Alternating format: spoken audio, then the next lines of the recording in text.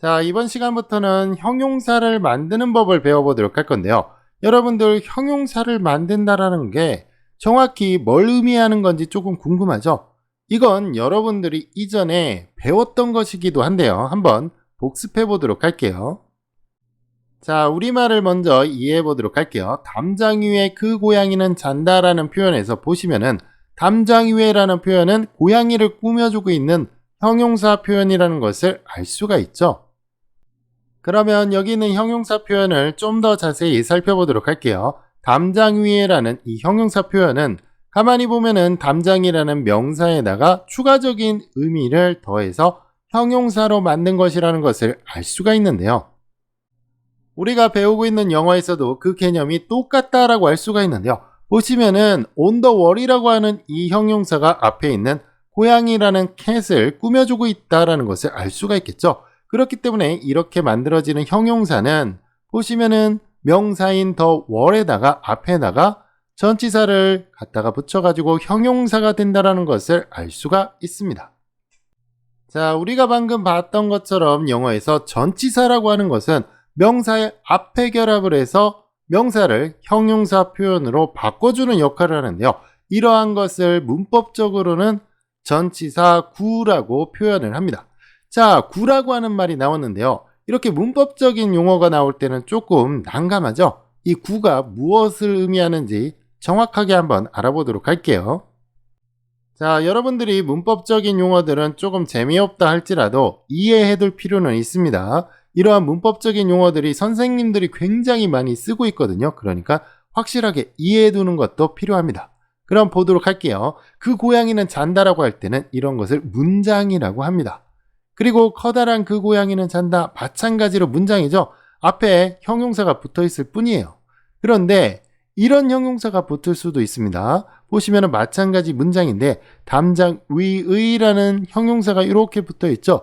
이 담장 위에라고 하는 것은 커다란이라는 형용사와는 약간 다릅니다. 보시면은요, 명사가 다른 것과 결합해서 만들어진 하나의 표현 덩어리라고 할 수가 있습니다.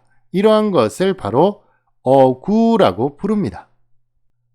자, 여러분들이 이제 확실하게 이해를 할 수가 있겠죠? 두 개의 문장 요소가 결합을 해서 만들어지는 또 다른 표현의 단위가 바로 어구 또는 구라고 불리는 것인데요. 자, 구라는 개념을 알았으니까 이제 문장을 영어에서는 어떻게 부르는지 그것도 알아두면 좋겠죠? 문장은 바로 이렇게 절이라고 부르는데요. 자, 그러면 왜 하필 절이라고 부르느냐? 이 절이라고 하는 것은 글을 읽을 때 마침표가 찍히는 것을 말합니다. 다시 말하면 우리가 글을 읽다 보면은 이렇게 하나하나 끊어서 읽는 부분이 있죠. 이것은 의미 전달이 완료되는 그런 마디와 똑같다라고 할 수가 있는데요. 이것을 한자로 나타난 것이 바로 마디를 의미하는 절이라는 개념입니다. 우리가 굳이 여기까지는 알 필요는 없지만 잘난 척하기에는 좀 좋으니까 영어까지 한번 알아보도록 할게요. 어구라고 하는 것은 영어에서는 praise라고 부릅니다. 자, 그리고 절이라고 하는 것은 영어에서 clause 또는 sentence라고 부르는데요. 이 clause라고 하는 것은 닫는다라는 의미에서 나온 거예요. 그래서 단위가 구분이 되는 마디, 절이라는 의미고요. sentence라고 하는 것은 완전한 의미를 가지고 있다라는 그런 의미에서 만들어지는 단어라고 할 수가 있습니다. 자, 어쨌든 우리가 알아야 될 것은 결합해서 만들어지는 표현의 한 단위를 어구라고 하고요. 그리고 문장은 절이라고 부른다라는 거, 이것만 기억해도 충분하겠죠? 그러면 우리가 제대로 이해했는지 실제 예문에서 한번 보도록 할게요. 차 안에서 자고 있는 그 아이 보시면은 차 안에서 자고 있는 이라는 표현이 이렇게 그 아이를 꾸며주고 있죠. 이렇게 보시면은 어떤 요소들이 결합을 해서 많은 요소들이 결합을 해서 만들어진 하나의 형용사 표현 단위라고 할 수가 있습니다. 그래서 이러한 것을 바로 어구라고 부르고요.